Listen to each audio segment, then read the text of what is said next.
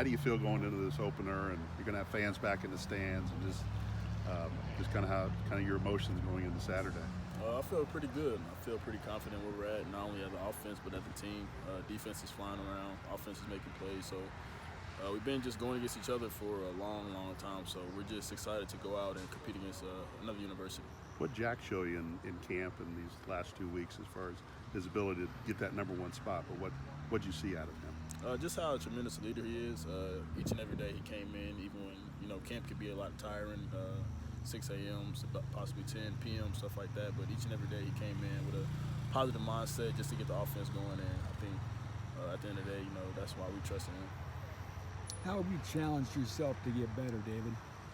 Just getting the playbook more, talking to Jack and Aiden, just learning how to read defenses properly, just trying to see what those guys see on the field so I can possibly see it myself and we could be on the same page.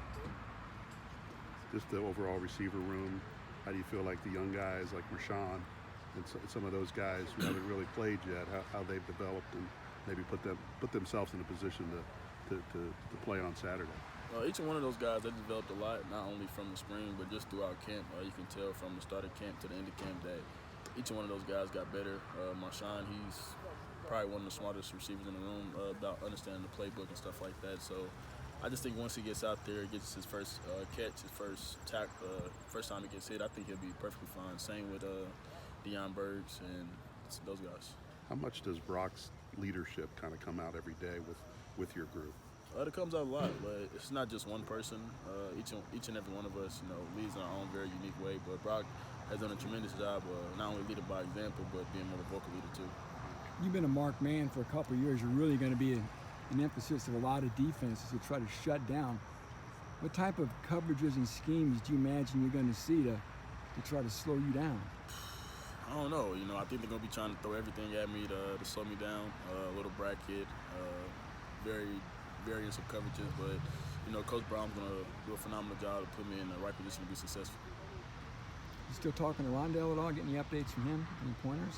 Yeah, we talked his first preseason game. He gave me a few pointers. Just continue to do what I can do because it's all going to pay out in the end. Obviously, you can't really give anything away, but are you excited about what you guys are kind of cooking up in this first week of practice for the season opener? Yeah, we've been excited for a long, long time, but just to know that this Saturday, just a few days away, we kind of got that itch that, just ready to get out there. Your grandmother's going to be here, right? Most definitely. I got about 17 people coming, so it's going to be a full David Bell fan show. Are they going to be wearing your T-shirts? Nah, I don't think they're wearing my T-shirt. I think, actually they might, because it's all immediate family, so I think each and every one of them might be wearing my T-shirts. So since you're now going to be the #1 receiver, who do you think is going to come out as the #2 receiver? That's a tough one. I mean, it can be any one of those guys. With Lil Wright, of course, he's had a tremendous last 2 seasons. He's still going to be one of the top receivers in the Big Ten, possibly the nation. You also got Jackson Anthrop, who's been here for quite a long time, who knows the offense pretty well. And then T.J. Sheffield, Marshawn Rice, and Brock Thompson. Even Deion Burks may get a little time from here and there. So it's really up for grabs. So whoever steps up Saturday and steps up throughout the season, it's really hard to say.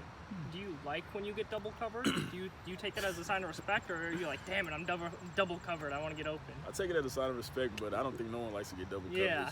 You want to have the opportunity to display your talents with a one-on-one matchup, but it's a lot more challenging. But I think if you want to be that #1 and you want to be that top tier receiver, you still have to find a way to make it happen. So how do you get open when you're always double covered?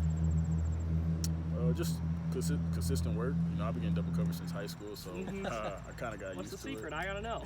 It's not really a secret. I think it's just the preparation, knowing what defenses are going to do, and just going based off what they did against other top tier receivers on how they double team those guys, and seeing what those guys did successful in that game, and I implement that into my game as well.